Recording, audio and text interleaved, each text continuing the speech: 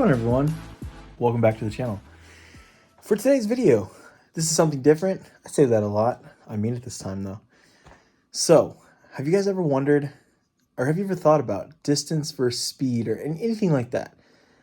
I personally have not looked into the subject. However, I have a friend named Dan who's very much so into the studying behind speed versus distance and just generally like speed versus distance. That makes sense. I don't necessarily mean like how far you can throw versus the speed of your throwing. I mean more like if I'm throwing 250 feet, I need to throw it 55 miles an hour, whatever, something like that. And I don't think those aren't actually statistics that I'm behind. I just don't know. I'm ignorant to that aspect. However, I did think that top level elite pro players threw a lot faster than they actually throw. I don't know. In my mind, I thought maybe a lot of them threw 80 plus or something. That's really not the case, and I did not know that, but I have been checking it out and looking into it a bit. I'll link this in the comments below, but there was a United States Disc Golf Championship distance competition, not the showcase where they throw off the deck, and it had, let me think, had Double G, Wiggins, Hammis, no, Gibson didn't do it, Thomas Gilbert, somebody who's like 16 or 18. I'm sorry, I don't know your name, unfortunately. I'm probably forgetting a couple more, but you get the premise of it. Really far throwers. So I watched that and I was very surprised that like Thomas Gilbert throws like, he could probably throw in the mid 70s, but he's actually just throwing 69 miles an hour. And he throws further than probably everyone watching this video. I mean, of course, maybe there's two people, so like 0.01% of the people that watch this video might throw further than him, but I highly doubt it. I personally don't throw further than Thomas. Not to get on tangents, but like two of those people. So Garrett Gurthie, I seen him throw the furthest golf shot I've ever seen in my life. It was at Eureka Temp. I was playing in a card with him on the island hole, and he was putting, or not the peninsula hole, hole 8, and he was literally putting. It's the craziest golf shot I've ever seen in my life, and it was so high. And if you watch him ever, if he's throwing main distance, he really puts it high up. And he actually likes to flip his disc more than actually yank. So, interesting concept. So, without getting too far into this sidetrack, my friend Dan invited myself, Chris Rutherford, who is another he's on the cusp of being amazing at disc golf. He's solid though already. I think he's going to be great, and he has a big arm. He probably throws a little further than me even, but he invited Chris, myself, and a couple other friends. I didn't put too many shots of theirs. I think I put Paul Wagner, who's actually the person caddying for me in my outro, just to show you kind of what he looks like when he's throwing. We're going to throw into a net, and you will hear Dan say the number after the person throws.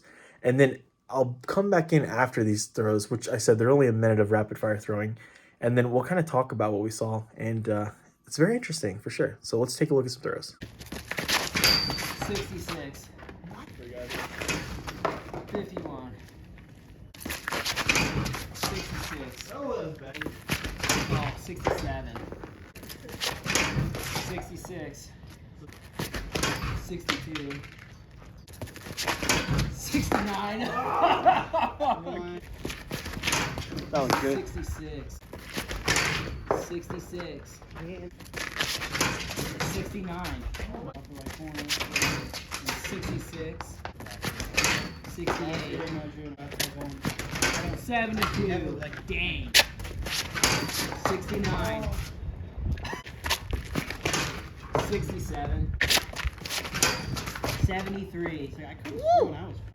It does not. 70. Everything I've read. All right, so what I've realized from this video, I guess, was first things first.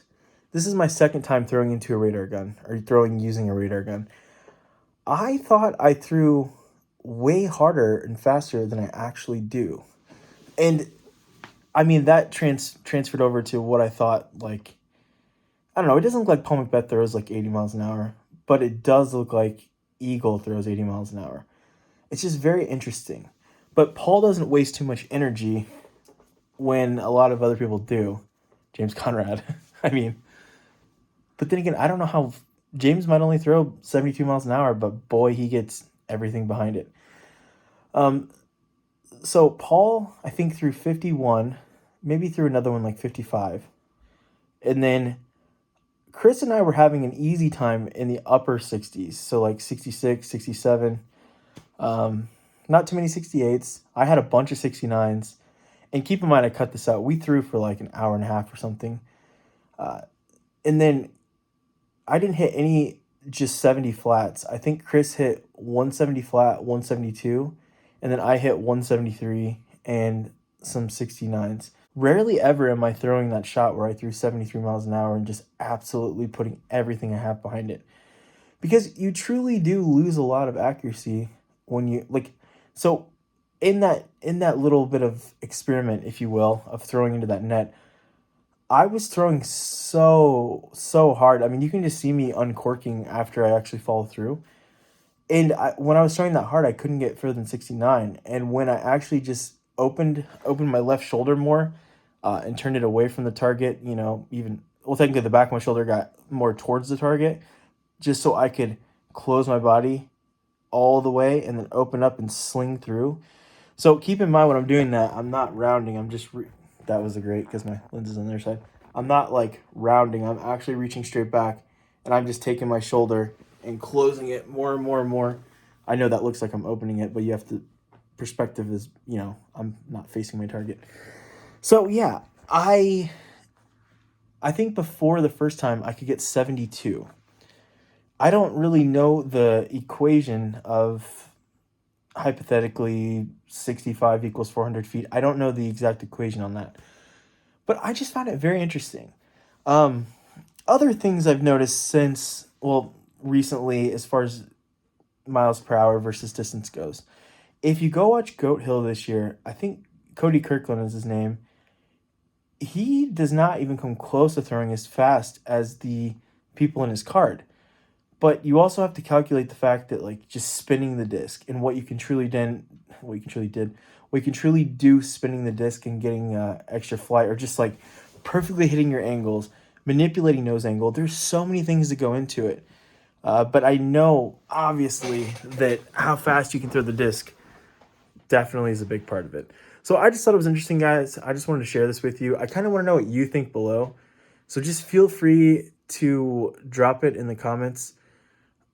This has been very interesting to me. Like, I think Dan will literally say he'll get his putters and essentially go out, instead of just field throwing, he's like, he'll go out and field throw once. He'll say, if I throw this putter this hard, it goes to like 200 feet, I'm throwing it 50. If it goes to 150, I'm throwing it 40, whatever. Just don't use these numbers as actual examples, but just hypothetically think about that. So I just thought this was interesting, guys. I just wanted to share this a little bit with you. I decided to re-aggravate an injury, which I always thought was like sciatic related, but it might be muscle related in my left side. And no, it was not from throwing into this net for an hour as hard as I could. That would be my right side that would get hurt there. Even though I was throwing sidearms, I found out that I have a pretty weak sidearm. I think like 59 was my highest, or 56, 7. I could throw a thumber over 60, so I don't know. Technology's crazy, and I'm excited to mess around with it a little more. Either way, guys, my birthday is on Tuesday, so I don't know what I'm doing for a video this week. I'm not doing anything fun until next weekend itself, so maybe I can think of a fun, special birthday video to do of some sort. But guys, thanks as always for watching and listening to me talk for 5 minutes and watching 1 minute of disc golf, which does happen sometimes. But to be fair, I cut down like 40 minutes of throwing into this little bitty video. So guys, thanks for watching. Thanks to my sponsors, MVP and Paragon, and I will see you guys next time.